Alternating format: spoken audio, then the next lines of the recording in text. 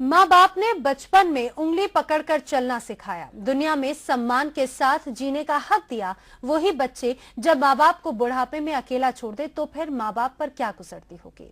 इंदौर में जब जिला प्रशासन ने बुजुर्गों के लिए शिविर लगाया तो ऐसी ही मार्मिक कहानियां उनके सामने आई। बुजुर्गों की मांग थी कि उन्हें प्यार और सम्मान के साथ 2 वक्त की रोटी चाहिए और कुछ नहीं। ये है सूरज पोरवाल, जिनकी उम्र 85 साल है। जिंदगी भर मेहनत मजदूरी कर उन्होंने 3 बच्चों को पाला पोसा और उनकी शादी की, लेकिन आज बेटों की उदासीनता के कारण 2 वक्त की रोटी के मोहताज हैं। सूरज पोरवाल ने बेटों को अपने पैरों पर खड़ा करने के लिए अपनी जमीन तक बेच दी। तीसरा बेटा बीमार रहता था, जिसके इलाज पर हजारों रुपए खर्च कर दिए। सूरज पोरवाल ने पिता की जिम्मेदारी बखूबी निभाई, मगर बेटे अपनी जिम्मेदारी भूल गए। बड़ा लड़का कहता है वो छोटी के पास जाओ, छोटी कहती है कि मैं नहीं तो तुम बड़े का जो वहीं पड़े रहो, गांव पे खेत पे पड़ा हूँ।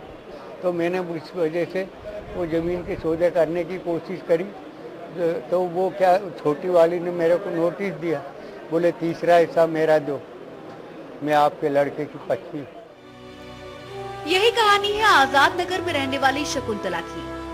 10 बेटियों की मां शकुंतला का कोई बेटा नहीं था, तो बेटी के लड़के को अपना मानते हुए उसे पाला पोसा, उसे इंजीनियर बनाया। शादी होने के बाद नवासा बहू के साथ भोपाल शिफ्ट हो गया, नानी को अकेला छोड़कर। भोपाल में नौकरी करता है, उसकी औरत भी भोपाल में नौकरी करती है स्कूल में, अब वो नहीं रखना चाहते। क्या बोलते, क्यों नहीं रखते? तुम झूठ बोलते हो, तुम तो चोर के खाती हो, और क्या बोले।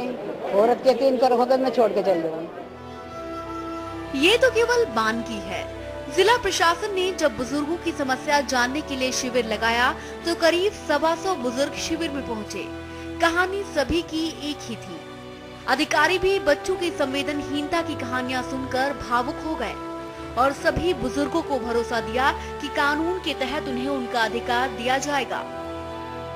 ऐसे लोग जो अपने बच्चों से प्रताड़ित हैं और जो किसी प्रकार का मेंटेनेंस चाहते हैं या किसी प्रकार की रिलीफ चाहते हैं, उनको इस एक्ट के तहत आज हम लोग रजिस्टर कर रहे हैं। अभी सांवेर, महू और देपालपुर इस ग्रामीण क्षेत्रों से आवेदन अभी बहुत ही कम आए हैं और थोड़ा सा ग्रामीण क्षेत्रों में स्थिति ये भी रहती है कि लोग अपने माता पिताओं का बेहतर देखभाल करते हैं, जो अमूमन पता चलता है। शहर में स्थिति समझ में आ रहा है ज़्यादा है, और इस कैंप में जितने लोग रजिस्टर किए जाएंगे उनको सबसे पहले सुलह अधिकारी के पास हम लोग रेफ़र करेंगे।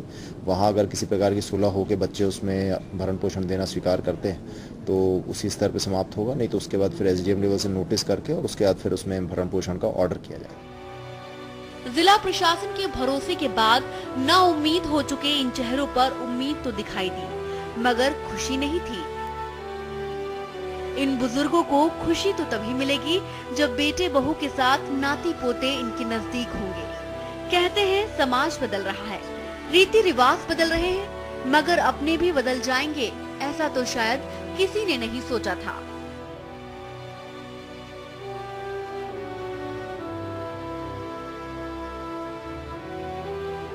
बच्चों की पैदाइश के लिए मन्नतें मांगने वाले माँ बाप ने कभी ये सोचा भी नहीं होगा कि 2 वक्त की रोटी के लिए उन्हें अपनी ही औलादों से मिन्नतें करना होगी।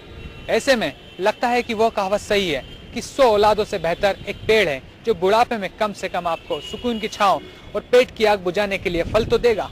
कैमरामैन शिवेन परमार के साथ वसीम अहमद, बंसल न्यूज, इंदौर। और इसी के साथ इस बुलेटिन में फिलहाल इतना ही। दीजिए इजाजत, नमस्कार।